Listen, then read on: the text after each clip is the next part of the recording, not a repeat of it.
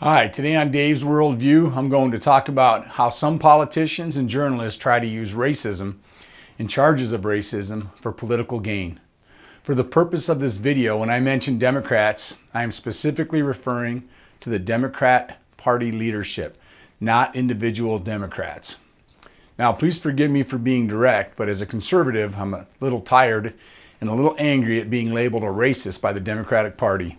When you consider that the Democratic Party is the party of the KKK, slavery, segregation, and Jim Crow laws, I think my anger is reasonable.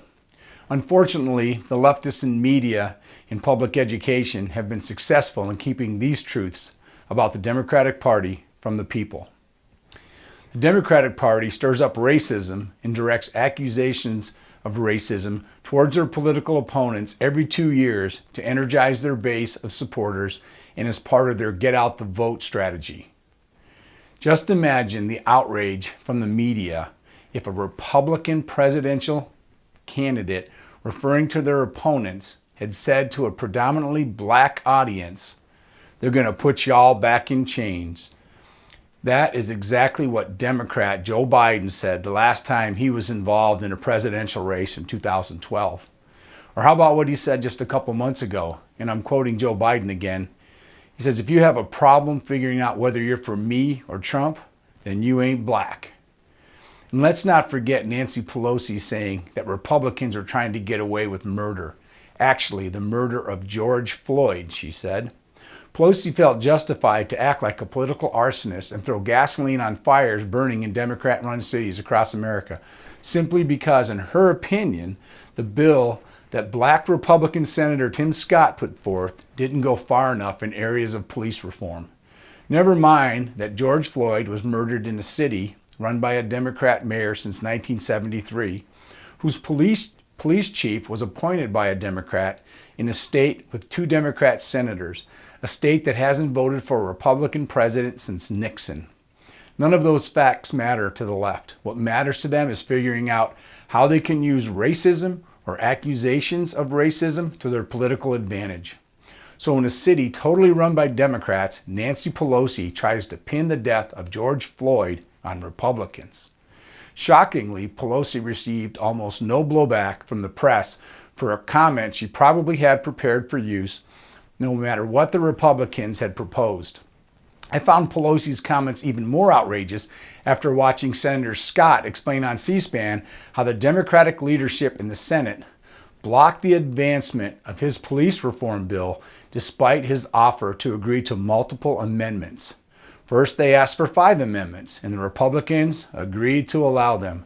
Then they asked for 20 amendments, and once again, the Republicans agreed to allow them. The Democrats still walked out. He even offered a manager's amendment, which apparently would have given the Democrats more power to craft changes to the bill. Senator Scott then goes on to make the case that the Democrats were only playing presidential politics and they were not interested in trying to do what was best for the nation. According to Senator Scott, the problem with the legislation was not the content of the legislation, but who was offering the legislation. It was his opinion that the last thing the Democrats wanted to do was pass a police reform legislation that was initiated by a Republican. Now, you can search Senator Tim Scott remarks following Justice Act vote on YouTube to see the entire video. It is worth the 30 minutes of your time to get the education that he offers in basic civics and partisan politics. And unfortunately, if you happen to catch any of the first day of the virtual Democratic National Convention, the Democrats made it very clear that they are planning on going heavy with the racism theme all the way until the election. Which brings me to the leftist media, those unelected representatives of the Democratic Party. Any discussion of how the Democrats use racism to encourage voter loyalty would be incomplete without the lying hypocrisy of the press. These leftist activists masquerading as journalists will tell the public any lie that they'll believe. Truth with them is never the issue. The issue is always that the lie be repeated over and over again until people believe it. Let me give you some examples. President Trump, while answering a question that specifically referred to MS-13 gang members, called them animals.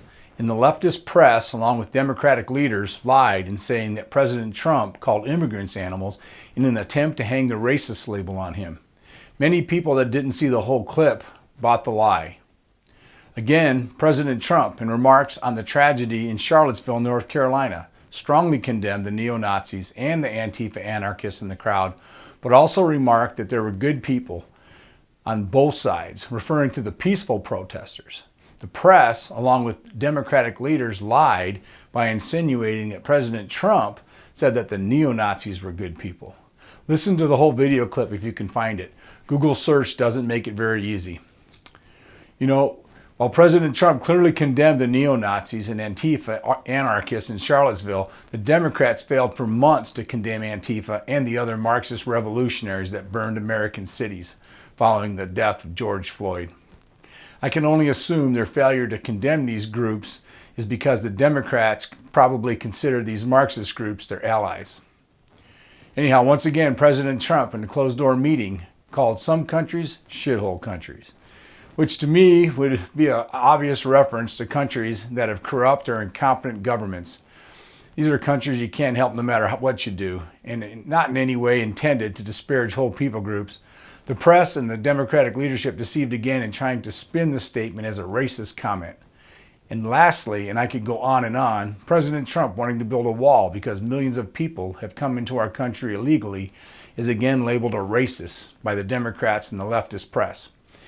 You know, as a husband and a father, it is my duty to control who I allow into my house for the safety of my family.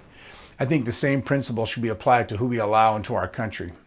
It is irresponsible to act as if no criminals tried to flee to the United States to avoid prosecution in their countries of origin. And it is disingenuous to give lip service to the tragedy of human trafficking, but then fail to monitor activity at our borders.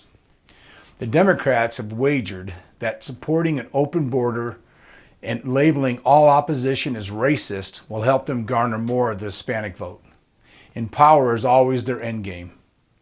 And let me just add, for those that still believe the lies, the pictures of the children in cages at the borders were taken during the Obama administration.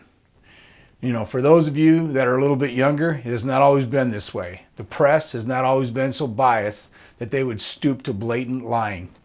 That is why President Trump calls some of them fake news.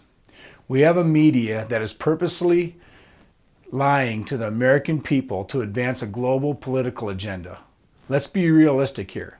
The Democratic Party leadership and the leftists in the press will not let racism in America die because they need the votes. And let's not forget, as I mentioned earlier, it is the Democratic Party that is the party of slavery, segregation, the KKK, and Jim Crow laws. It is the Democratic Party that supports Planned Parenthood and the abortion industry, an industry that targets minorities by locating 79% of their abortion clinics within walking distance of minority neighborhoods. More black babies are aborted in New York City than born. It is the Democratic Party that opposes the school choice and the school vouchers that minority families want and need so that they can avoid sending their children to failing public schools. Unfortunately, the Democratic Party cares more about the endorsement of the largest union in America, the NEA, than it does the education of our children.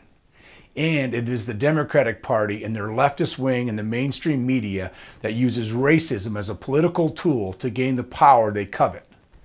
Telling minorities that half of America is racist to try to win elections is a nasty way to sway voters. We will never get beyond the race issue until the Democratic Party stops pulling the scabs off of the healing wounds of racial divisions. As I said at the beginning, I am tired of being called a racist because I am a conservative. One of the reasons that I am a conservative is because I detest racism. I also detest those who use racism for political purposes while disregarding the damage and division that their tactics inflict on our society. I read somewhere, but have been unable to confirm, that after the Rwandan genocide, the Rwandan government outlawed using racist tactics in political campaigns. I'm not sure how that would work with what we have left of free speech rights, but I find the idea intriguing.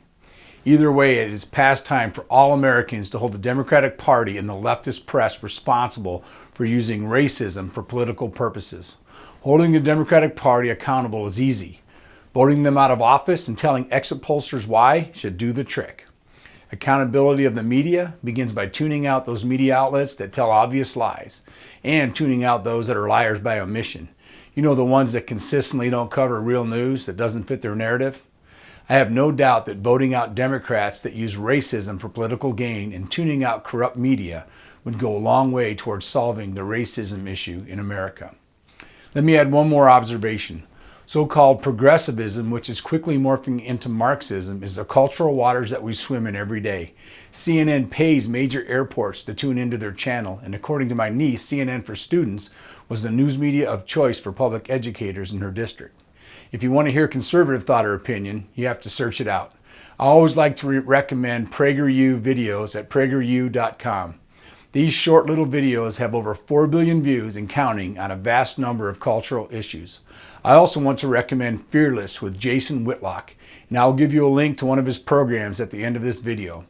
Jason is a sports journalist that has a black man's insight and uncommon wisdom on how racism is being manipulated by the left to advance a political agenda. Well, thanks for listening. Earlier, I briefly mentioned the Democratic Party's opposition to school choice and school vouchers. I plan on expanding on why I support the conservative position when it comes to education on my next edition of Dave's Worldview. Please remember to like and share my video. Thank you.